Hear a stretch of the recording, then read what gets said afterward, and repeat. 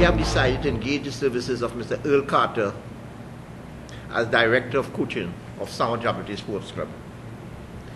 Mr. Carter brings to this organization solid credentials, which involve not only his past affiliation with this organization, but also a wealth of experience derived at both domestic and international levels. Coach Carter, as he is known locally, Spider-Man, is well known to the national community. He has a good understanding of the requirements of community and voluntary action. Representing in his early career several local clubs in Trinidad and Tobago, and those which were at the early stages of professionalism, which is TESCA and ASL. And he also at that time represented this country at both youth and youth and national level. He participated in several World Cup qualifying games.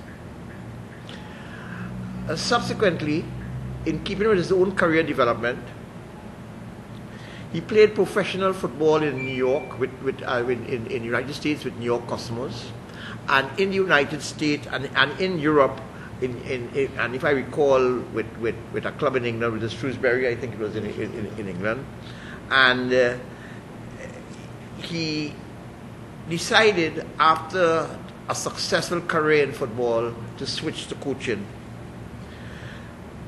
He has been extremely successful in the assignments that he undertook, both in the Tewksbury Soccer Academy, as I understand, that's in New Jersey, as I understand it, and at university levels, including Columbia University. And he has been able to develop during his career a number of local players and international players. And we believe that, and we have given him an opportunity to utilize his skill set, his experience, to the benefit of our young people. We believe that he will be able to develop these young players in Trinidad and Tobago in a very structured environment. He will assume responsibility, or he has already assumed responsibility, and today is effectively his first day. We are in no doubt, after talking with him, with our knowledge of him when he played with us in the mid-1980s, that he has the skills, the experience to continue that excellent record we have had in excellence. And we have done this for 37 years, and in the upcoming season we'll continue to provide the national community with a product of which they'll be extremely proud. And I wish to introduce Mr. Carter to you all, and if you all want to ask him anything, I'm quite pleased to I'll give him the floor. Thank you. Well, first of all, how does it feel? Congratulations. How does it feel, coming back home and now being the coach of a big club? I must say it's a humbling experience. I'm very thankful that Jabloteh recognized that they could take a chance with me, and all I have to do right now is not to disappoint. The two things in life that's guaranteed: debt and paying taxes. And I can almost assure you that I will not disappoint this organization for the decision they have made in putting their trust to give me the opportunity to be the director of coaching in San Juan Jabloteh. Will you take it over from a successful coach in Terry Fenwick? Terry Fenwick, this club is known to win trophies. Is that your aim also? Number one aim, but far beyond that. It's not just to win trophies, but my eyes are really set on doing much better in the Champions League. This club has experienced success throughout over the years, so success is something that is not something new to this club, but something that has eluded not only Jabloteh but other clubs in Trinidad and Tobago playing in the Champions League, which is we have not gone further than just the playoffs. And it is my belief that the potential of our players in Trinidad and Tobago, particularly Jabloteh, we can definitely go further.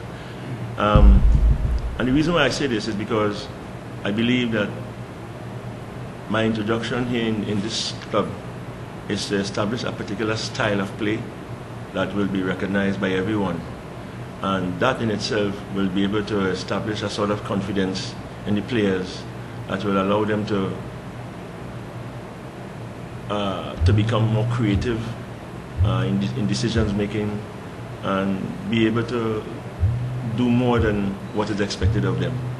So it's my belief that definitely Jabloteh will continue picking up some trophies and so on this season. Yeah. There's a newspaper report stating that you only coach girls or ladies. What's your response? Yes, I coach girls, but not only girls, girls and boys. U19, all the way from U10 to U19. What I want to say about that is this: we must not demonize a coach if he's coaching girls. Coaching girls or youth have nothing to do with the ability to coach. In fact, I'll tell you this: coaching at the youth level, you have to be a teacher. When you're coaching at the professional level, you are now managing. So coaching at the youth level is much more difficult. Much more difficult. You have to know what you're doing, particularly with youth. And so it must not be looked at as because I'm coaching girls that is something negative. We have some of our local coaches who are coaching national women's team and they're not good because they're coaching women. So that's a fallacy to say such.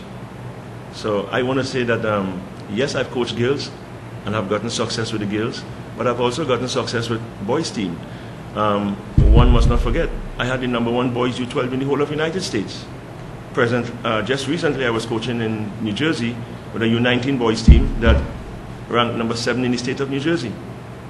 You know, so it should not be looked at as a negative if you're coaching girls. Just two questions for me. Yes. One is, I think you already started with steps. I would like to... Well, first let me address the idea of what I'll be doing with Jabloteh.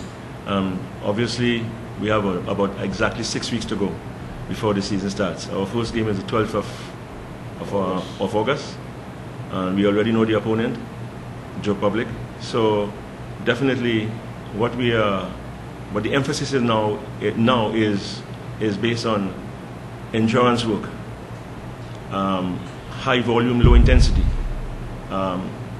In addition to that, as well, we've got to make sure that the player's state of mind is in readiness to take on the load, because as you know, despite this being a professional league, it's not smooth sailing as yet. This professional league is still in transition mode.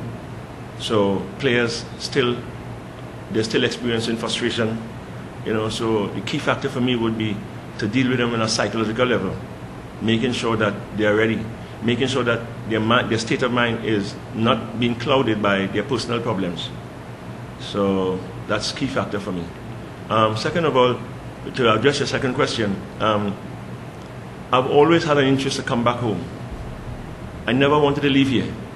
After 1989, when on the national team, the strike squad, after we lose, I approached the ministry, suggesting to them that there's an interest for me to go abroad, but I would rather stay. They never saw the need to create an opportunity for me to stay. So I had to leave because there was no other opportunity for me to coach, and that's what I really wanted to do. But despite being out there, I was never happy. It was very dissatisfying for me to always see Trinidad and Tobago lose against America or any other CONCACAF country. Knowing that I could make a contribution and the opportunity was not created for me, it was something that was very difficult to deal with.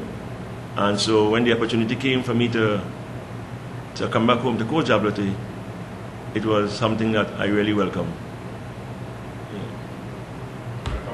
Thank you. Thank you. Okay, Coach Campbell, speaking on competitive, how much do the players that Jabloteh is equipped with now, and do you think that they can, in terms of your talent as a coach, can they execute to do well? I've always believed in my players in Trinidad and Tobago. You just made a statement, or I think a question you asked. Talent is not readily seen in this country.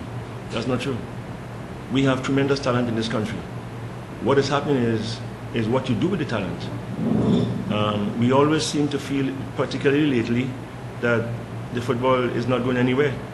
The talent is here. We have to harness it better. Let me say this right here now. America, Costa Rica, Mexico, and those countries continue to defeat Trinidad and Tobago. If we really put our house in order, these countries cannot beat us. There's evident fact of that years ago. Why? Why they couldn't beat us in those days, in the 60s and the 70s? Why is it happening now? Because we have moved away from the fundamentals.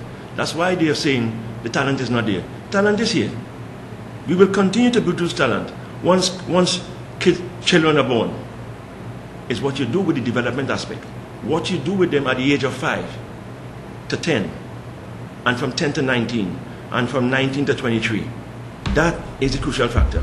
Most of our coaches, most of our good coaches are not in that area. It has no excitement. You see, all the excitement is in the professional league and the colleges league.